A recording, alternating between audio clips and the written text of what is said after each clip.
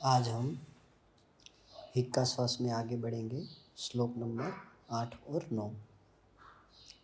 कफवातात्मकौ एतो पित्तस्थान समुद्भवो हृदयस्य रसादीनां धातूनां च उपशोषणो।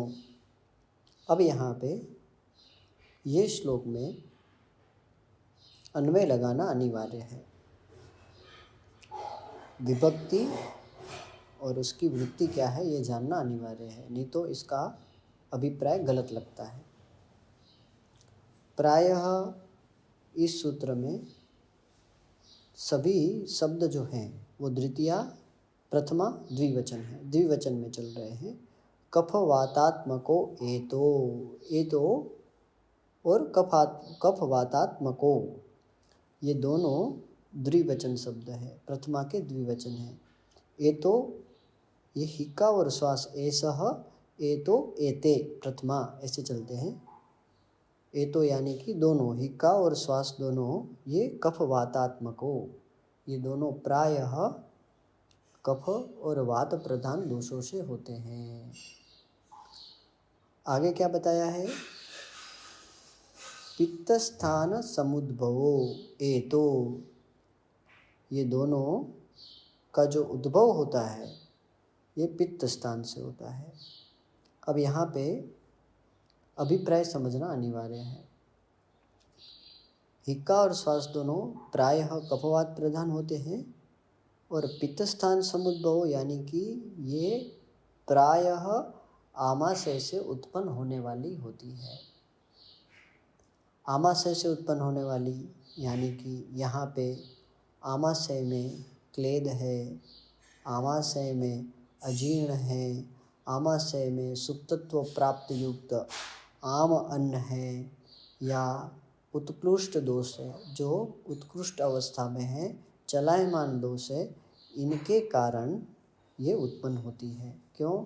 क्योंकि इसके आवरण का प्रभाव, आमाशय के अभिभुवन का कारण वायु जो है वो प्रतिलोम गति करता है और प्रतिलोम गति करके ये प्राणव स्रोतस में जाता है। प्राणव स्रोतस में जाके क्या करता है तो आगे बताते हैं। हृदयस्य षष्ठी एकवचन, रसादीनां धातूनां, रसादीनां धातूनां ये षष्ठी बहुवचनान्त शब्द है, हृदय के संबंध में है, हृदय के विशेषण में है। प्राणव स्रोतस और रसव स्रोतस का जो मूल है, ऐसे हृदय के अंतर्गत जो बलवान रसादि धातु है उनका ये शोषण करती है। कौन? एतो हिक्का श्वासः विशेषणो च उपशोषणो।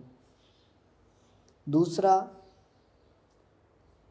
बारंबार हिक्का आ रही है, बारंबार श्वास आ रहा है, तो प्रायः आहारजन्य भाव ग्रहण करने में व्यक्ति सक्षम नहीं है, पानजन्य भावों को ग्रहण करने में सक्षम नहीं है।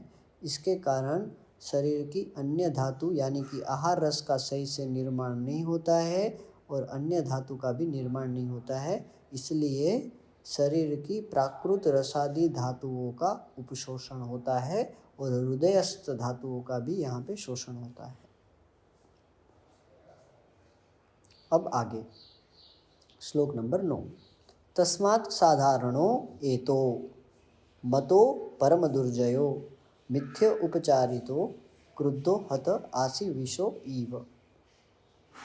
इसलिए एतो वापस वही, हिक्का और श्वास दोनों एसह, एतो एते, हिक्का और श्वास साधारणो दोनों साधारण है, यानी कि प्रायः इसकी चिकित्सा तुल्य है, प्रायः दोनों के कारण समान है, प्रायः दोनों की उत्पत्ति भी समान है, दोष भी समान है और स्थान भी समान है, इसलिए ये साधारण होती है।